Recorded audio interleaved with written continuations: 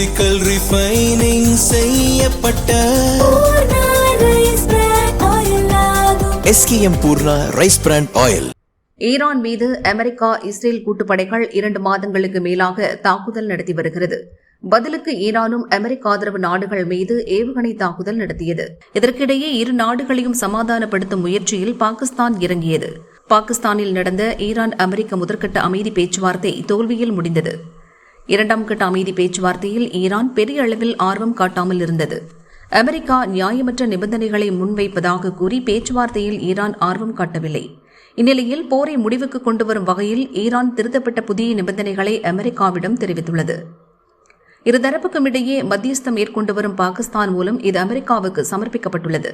இந்த நிபந்தனைகள் ஏற்கக்கூடியதாக இருக்காது என அமெரிக்க அதிபர் டிரம்ப் கூறியுள்ளார். இது தொடர்பாக தனது சமூக வலைதளத்தில் அவர் கூறியிருப்பதாவது: விரைவில் ஈரான் விதித்துள்ள நிபந்தனைகளை ஆய்வு செய்ய உள்ளேன். எனினும் அவை ஏற்றுக்கொள்ளக்கூடிய நிபந்தனைகளாக இருக்கும் என்று எனக்கு தோன்றவில்லை.